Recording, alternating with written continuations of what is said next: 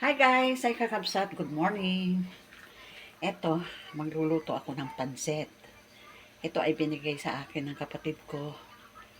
Galing sa kanyang, binigyan sila kasi daw ng pansit ligaw. Pansit ligaw ang tawag.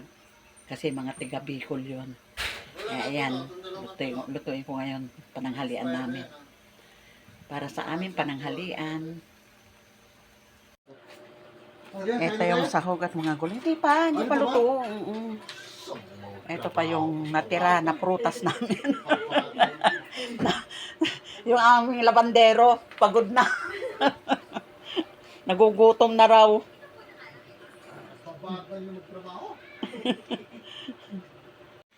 At eto na yung pansit canton na galing sa Bicol.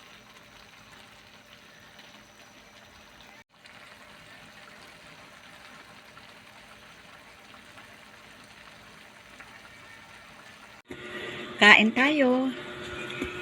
Ayan. Yung pansit ligaw masarap naman pala. Parang pansit bato to.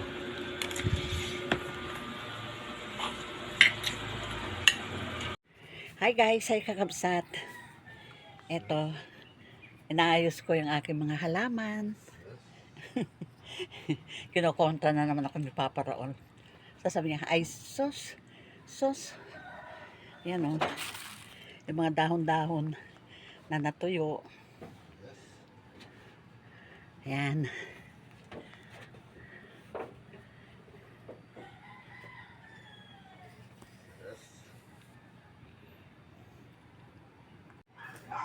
Kaliwa lang muna ang ginagamit ko. Kasi kabilin-bilinan ng aking pamangkin na doktor. Huwag na muna daw akong hahawak ng lupa. Kasi nga, baka ma-infection pa yung sugat ko. Kaya ganyan na muna. Kaliwa. Pero ang hirap kumilos ng puro kaliwa lang.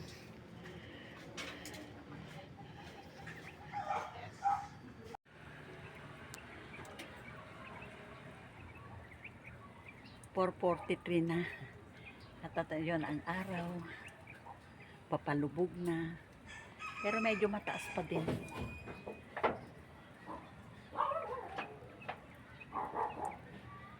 At ayan. At nadiligan ko na yung mga yan.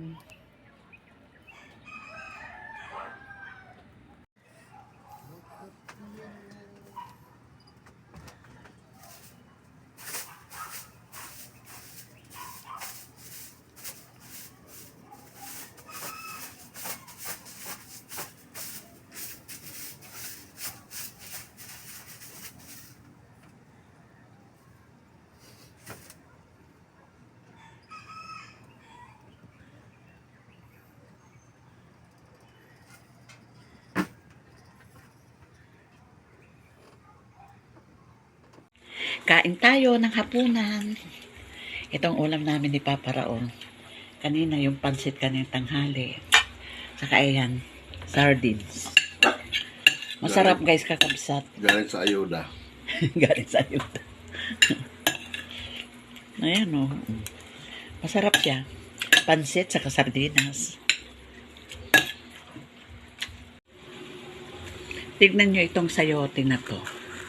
Itong sayote na to, bigay ng kapitbahay namin na nanggaling sa Baguio. Ngayon, nung gugulayin ko sana, nakita ko, lumalabas na yung kanyang buto. Ayan na oh, ayan. Pero wala pa siyang ugat. Ang ginawa ko, sabi ko, tatanim ko na lang. Pag ganito ang lagay ko. Nakita ko sa YouTube, hindi pala pa ganyan.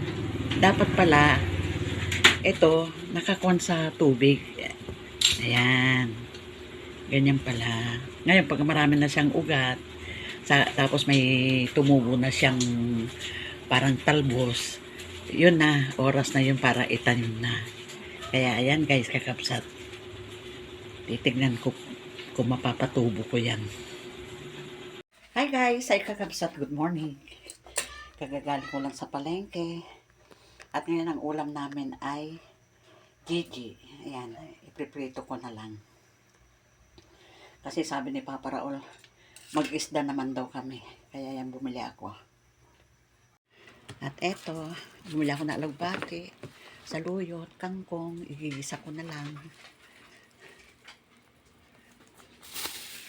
Tingnan naman nyo itong kamatis na to.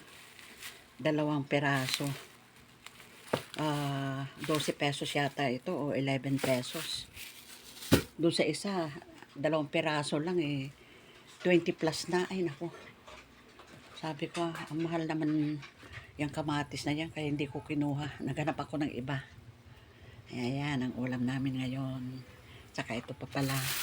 Bumili ako ng talong. Sana naman ito wala naman mga uod. Mahal-mahal ng talong nga. Sana rin to. Nasa 26 pesos.